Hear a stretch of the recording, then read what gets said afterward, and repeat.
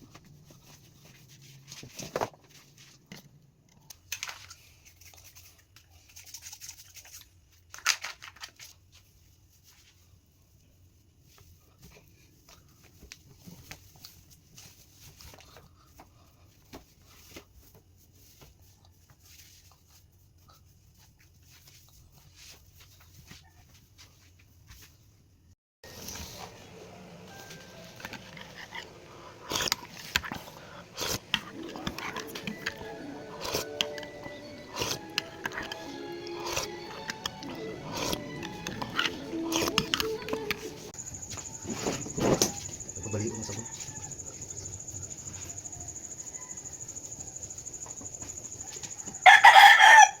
Kung di ka mo mag-start na.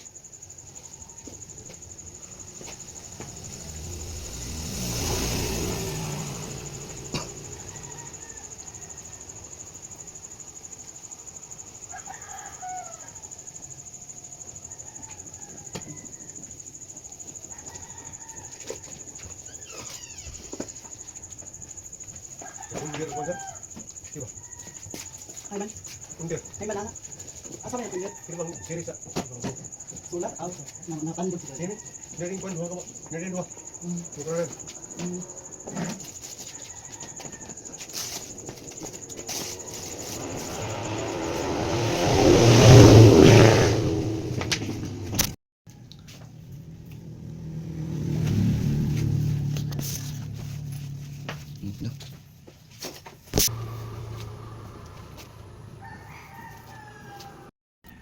Ito guys.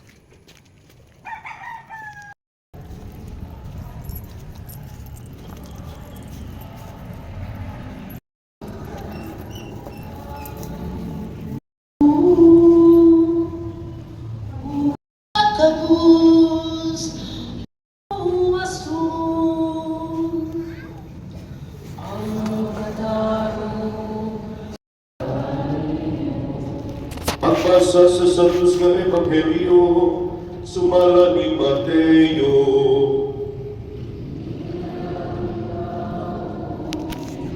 Si Maria sinayuran ni Jose.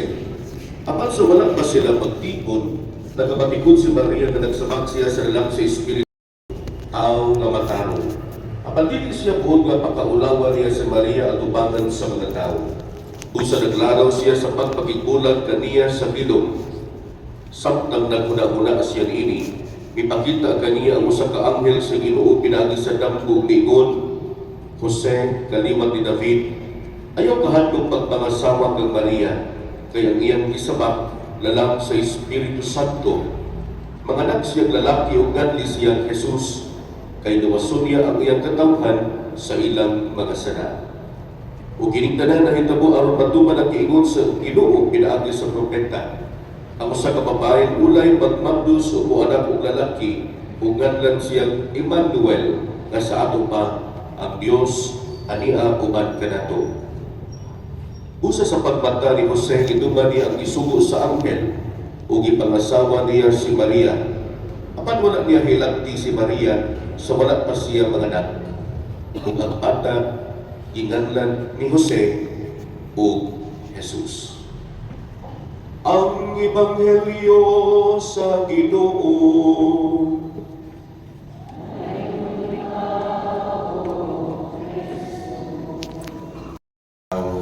Sa atong Ginoo. Salamat sa inyong sakripisyo pagmatag sa iyo tungod kini atong kasaulugan. Salamat ang unong gihapon na. Salamat sa inyong kadasig. Dili lang kay nangandam ta sa Pasko sa pagkatao sa atong manunubos. Especially nato na mga subuanong Katoliko dinhi sa atong Archdiocese sa Subo. Kay siguna sa gipahibalo nga in 2034 atong saulugon ang 100 years sa atong pagkasimbahan dinhi sa Archdiocese sa Subo. Ang ikagatos ka tuig sa pagka-Archdiocese sa Subo. Natungod diini ang atong talagorong Arsobispo, dunay giya sa atong panaw towards that celebration niining tema na nag-ingon, Archdiocese of Cebu 2034, journeying together as a church fully alive. O sa mubo na pinulungan, itawag kini o sinuduhanong simbahan, synodal church. Noon sa maning pulong synodality. Ang pulong synodality, gikan sa duha ka pulong nga Griego. Ang una na pulong nga Griego is sin, pasabot, uban. O ang ikaduhang pulong, hudos, pasabot, dalan. Kung ato ning usahon ang mga pulong, mo ning sinundan, uban ta paglakaw sa dalan. Uban ta, kuyog ta sa atong panaw, sa atong kinabuhi, particularly on the coming celebration sa atong Archdiocese, ang 100 years sa atong pagka-Archdiocese. Now, din sa atong tema sa 9-year preparation, i-highlight diha ang Church Fully Alive.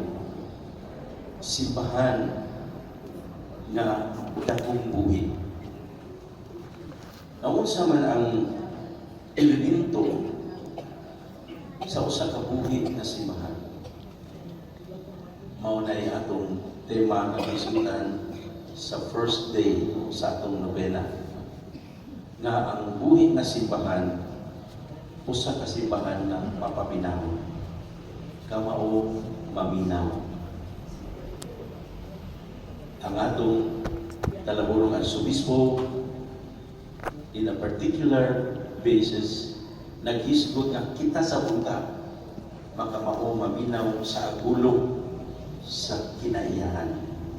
Di lang ang agulo sa kabus, di lang agulo sa matag usa kanato, but also ang agulo sa kinaiyahan, ang agulo sa kalikuman.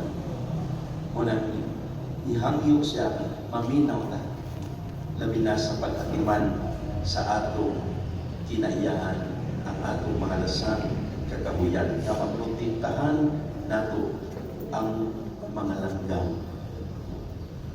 Muna naman siya na, kung mahimo, di na lang na magamit kong pabuti. Sa pista, sa Pasko, sa bagong tuig. Kaya ang pabuto, na kung mahimong tadaot, dili lang sa atong panglawas, but also sa mga kalanggaman. Na ang mga langgam, mao'y atong principal partners of seed planters. Sila ang butanong o mga kahoy inaagi sa mga liso na ilang ihulog sa yuta. Labi na ni atong dapit o kayutaan na dili maadto sa tao aron makatanong siya. Na dili maadto o mga moderno nga kahimanan sa pagpananon kay lisod at tuon ang lugar. Pagnanon na yung mga lasang, na yung mga kahoy, sa mga lisod kayo nga dapit sa kabukiran, it's because of the birds tungod sa mga langgam na magdala o liso sa mga kahoy. So muna yung usa nga ipapaminaw nato sa atong arsobispo, no? Ang kamauta, maminaw. Ug ikaduha nga elemento sa buhi nga simbahan, church fully alive. Kanang simbahan nga mapadayon, welcoming church, no? Welcoming church. Muna nga sa atong kinabuhi, labi na sa atong pagkakatoliko, mga patulong tatanin kasing-kasing nga maabi-abihon. Kayo sa God, daghan sa atong mga igsuon na mga katoliko na mauwaw na musimba, mauwaw na musulod o simbahan kay taon-taon namang huwag yung kasimba. Kunya, kung musimba sila, lain kay tinanawan ang mga tao sa simbahan. No? Kung sa mga kayo nasuod sa uwan, isudlat din pagkukang anong nakatultulog simbahan. Kung sa mga kayo pangayuon ani sa Ginoo, dili utak kini maoy atong ipadayan o ipakita sa mga igsuon nato na mubalik sa atong kalibutan pagtambong. But we have to have a welcoming heart. No? Oh, sister, brother, no? Ayun, kumusta man? No? Dili, kuranan dili, oh. No? Nariling ko dili. Kanang imo na ba na attitude? Mumitaw na nga ang atong arsobispo sa Subo, murag dili kay siya at home o kanang na ay mga seat reservation na pagbutangan ang lingkuran na reserve for the hermano, hermana, reserve for mayor, reserve for congressman. Kay mahukman nga ang simbahan, ang mga lingkuran na reservation o dako kag amo ari ka sa tubangan o wa kay amo ato kasuluyo. Muna nga ang atong arsobispo dili kayo komportable kini natay hermano, hermana. Ingon siya ka, kung ano daw ka ng sponsors, benefactors, muna na lang. Pero ayaw tagay espesyal na lingkuran na. Kung mali siya, mapili asya-asa siya, lingkod.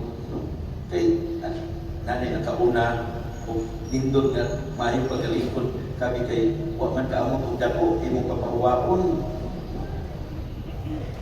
So muna na ay kanabang among nabasa ano sa atong kasing-kasing sa atong arsobispo. In fact, giingnan namin niya nga do o mag tapok-tapok ta walay presidential table ha. Suma atong nahimong consultation din sa ato. Ang atong sa arsobispo ning linya sa kadaghanan, no? Og tagaan og piparpit daw. Isa ka sa lingkod. Munang kami sa dining mga kapalitan doon, muna nga ayaw sabi imong anak pagtratan, na imong anak na yun ka-special ang balik. Ay po namin ninyo, kay kuyo kami ninyo. Ay may tagayo, ang uban din par plate, at sa balik ka ng yung window, koril yun ng plato. Nga lainon yun din kong lamisa. Ganahan kami kong ipo ninyo.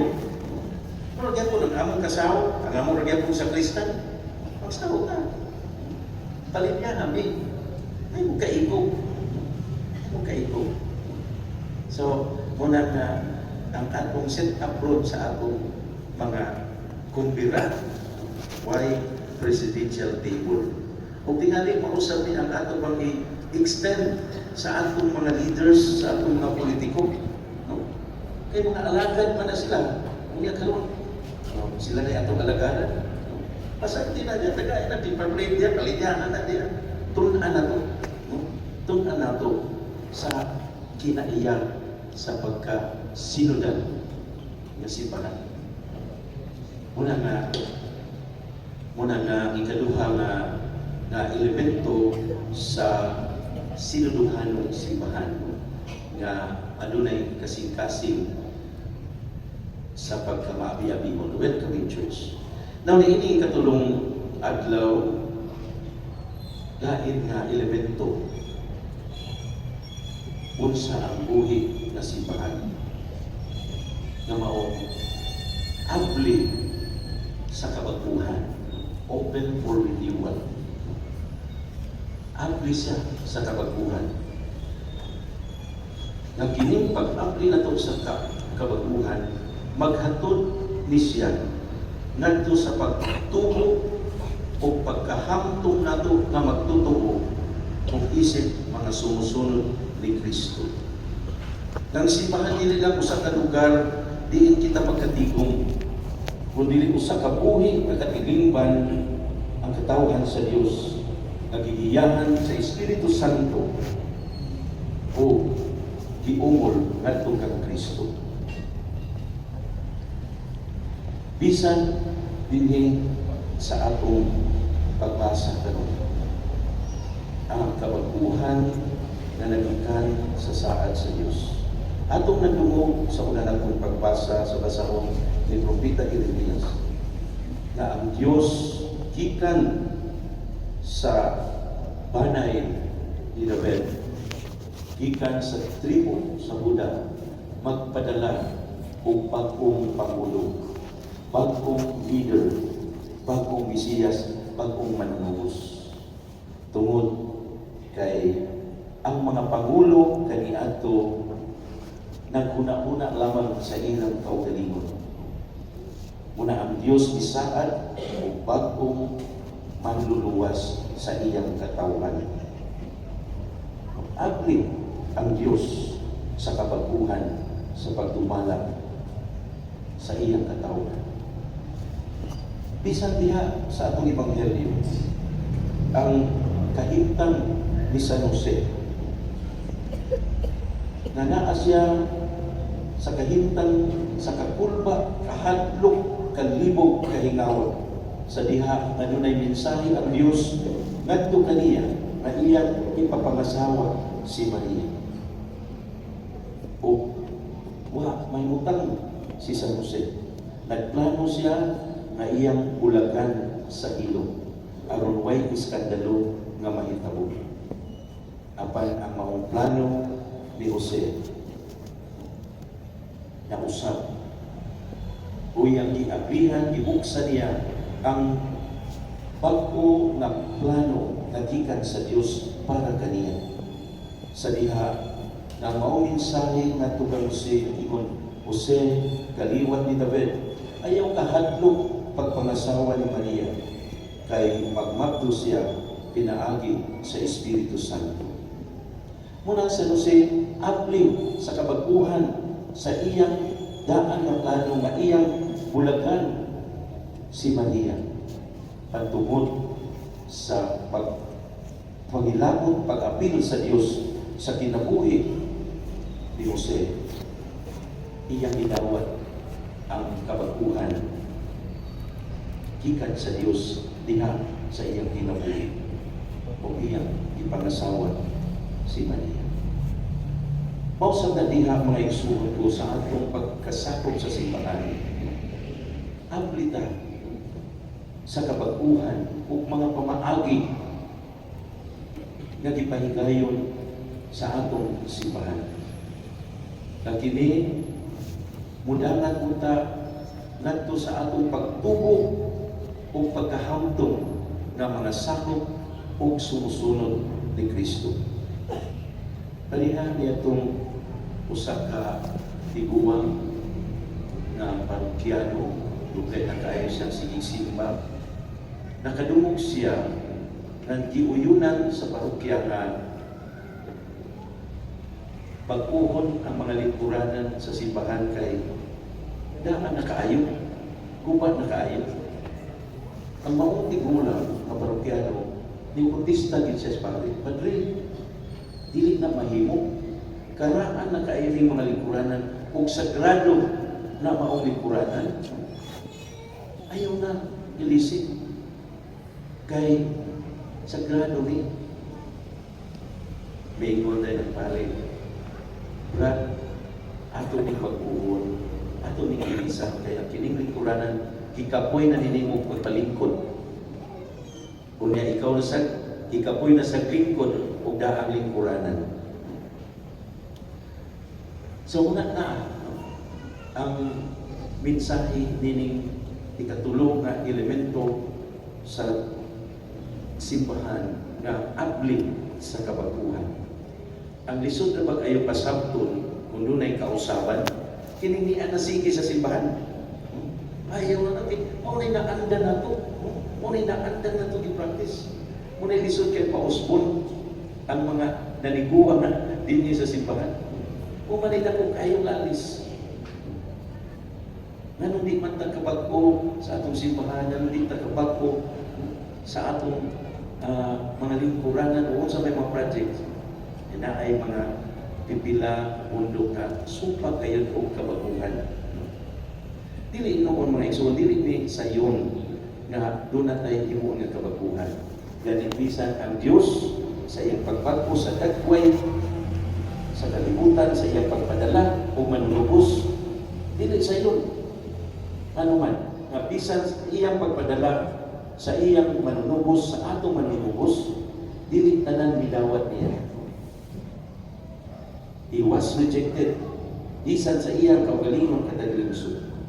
Ang atong Ginoong Jesucristo, wa dawata sa dalan. Wa dawata sa dalan. Apan ang Diyos nagpadayon. Kay mas nahibaw siya sa kahimtan, sa kalibutan. So, ingon ni anak mga igsoon ko, na sa atong pagpadayon, sa atong panaw, isip usa ka sinuduhan ng simbahan, ampli, bukas-bukas ka sa kabaguhan na ipadangan ka nato sa atong simbahan. Muna na atong pamalandungan, kining maong mga pipila ka pamalandong. Una, asa na ko makita ang mga timaan sa espiritual na pagtubo sa atong kinabuhi. Unsa nga mga pamaagi sa pag-alagad, pagtabag, o pagiglamdikit na nagpakita nga mitubo ang atong simbahan. Unsa may konkreto nga lakang, pa-personal ka o makatilibanon na atong buhaton aron mahimong mas tataw ang kabaguhan sa atong simbahan.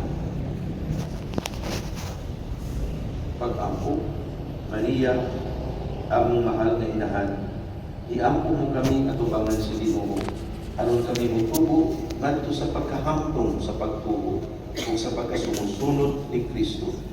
Hinaot nga mahimo kaming usa ka simbahan, diin ang mga tinunan lipon sa pagtubo, maisugon sa pagtuman sa kabubuton sa Dios, o kanunay andam nga mudawat sa presensya ni Kristo, ang Emmanuel, ang Diyos kauban kanato. Amen. Pinaagi sa masuktanong pag-atiman sa mga bulahang Jose o Maria, ang atong tuba, Ginoo, luwasan kami.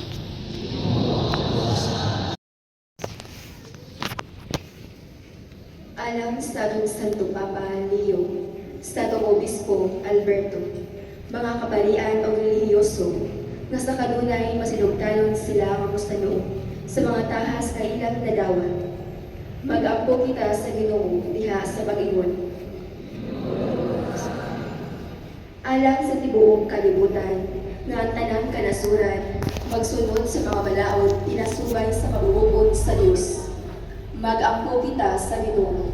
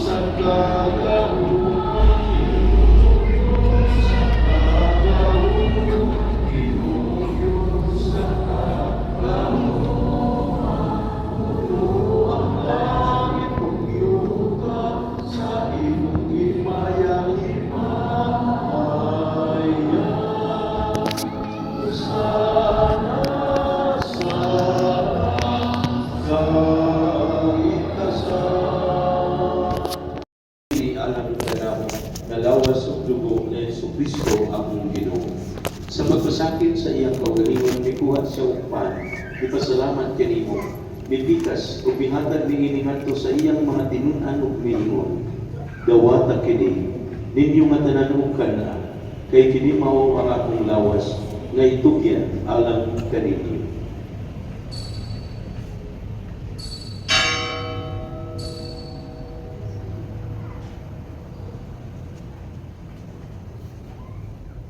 Sa samang paagi tapos ang panihapon, mikuha siya sa kalis, mipasalamat kanimong pag-usap, mihatag ni iningadto sa iyang mga tinunan o milingon.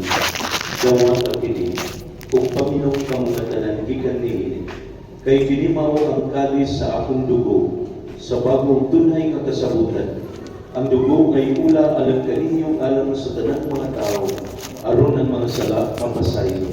Buhat kini aron paghandog kanako.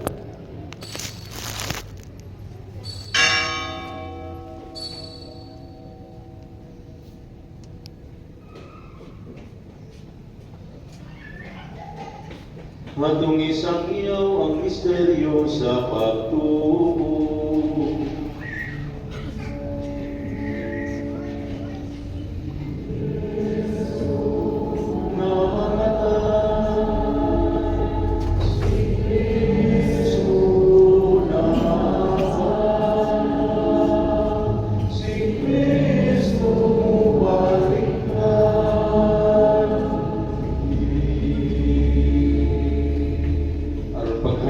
Sa kamatayon ng pagkabanhaw ni Jesucristo, nagahalad kami kanimo Amahan, niining pan sa kinabuhi o kalis sa kaluwasan. Nagapasalamat kami kanimo, tungod kay imo kami giisip kamayan, nga moatuba kung moalagad kanimo. Imo ang kami ng mga lawas, sa lawas ng dugo ni Kristo, magkahibusan diha sa Espiritu Santo. Pinungduming Ginoo ang imong simbahan sa tibuok kalibutan, imo ang mahigpit kami diha sa gugma, upaligayo ang Papa ni Alberto ang obispo ug sa tanang mga pari. Pinungduming usab ang among mga igsuon nga nangamatay, malaumon nga mabanhaw sila. Tanang nangamatay diha sa imong kaluoy, dala silang tanan sa pagsudlo sa kahayag sa imong naong. Kalugi kaming tanan, hinuang kami ang ayan nga makaambit sa kinabuging dulhay, uban ni Maria, inahan nga unay sa Dios, uban sa Jose, iyang bana, uban sa mga apostoles, ug sa tanan ng mga santos nga nagatuman sa imong kabubuton na taas sa katuigan. Uban kanila, amo ikaw nga dayon ug amo ikaw nga himayaon. Pinagi ni Jesucristo, imong anak. Pinaagi kaniya, uban kaniyang diha kaniya, ihatag na kanimo, magagagawang nga Amahan, diha sa kahiusa sa Espiritu Santo, ang tanang dungog ug himaya, hangtod sa katuran.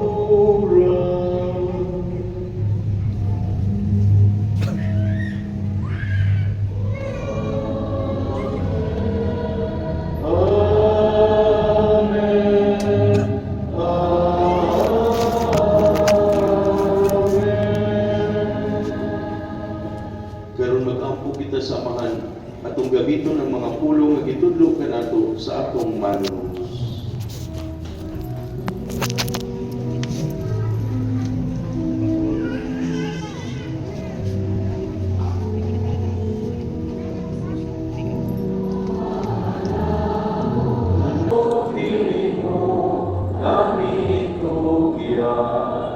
Sa mga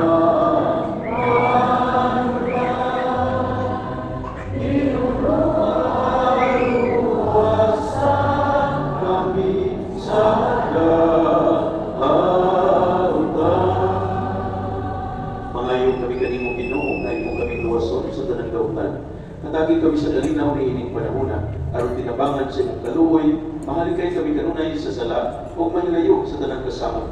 Sabta na paabot kami ng malaumon sa pagbalik ni Jesucristo, among manunubos.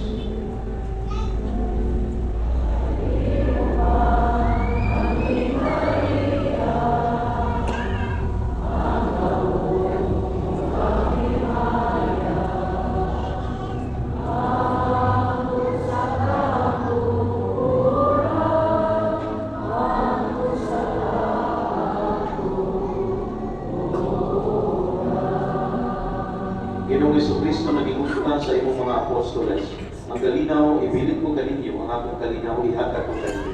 Ayaw nag-awang akong mga sala, kundi na ang pagsalig sa imong simbahan. Kung sibo sa imong kaugot ko, natagi kami sa imong kalinaw, kahiusa. Ikaw mabuhi o kari, hangtod sa kaangturan. Ang kalinaw sa Ginoo sa kanunay, mana ang kaninyo.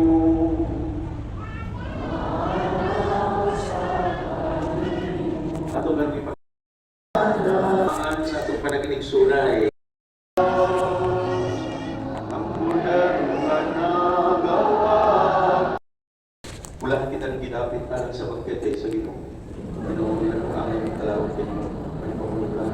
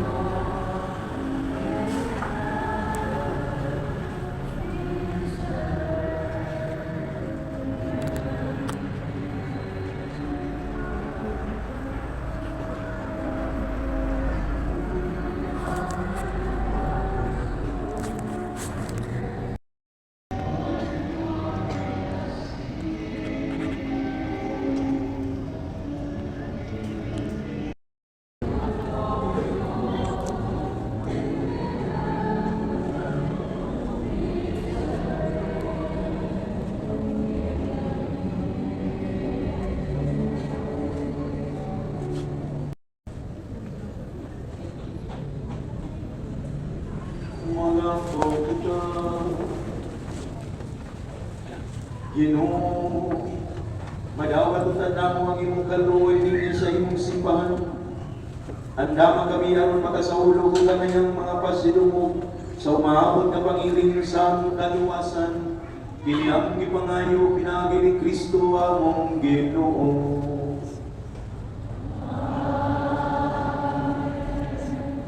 Manlingkod, samtang ato mga matanog sa tibok ninyong banay, ang Diyos na magagagahon sa tanan, Ama, Anak, o Espiritu Santo. Tapos na ang isa, darang gumagalinaw ni Kristo.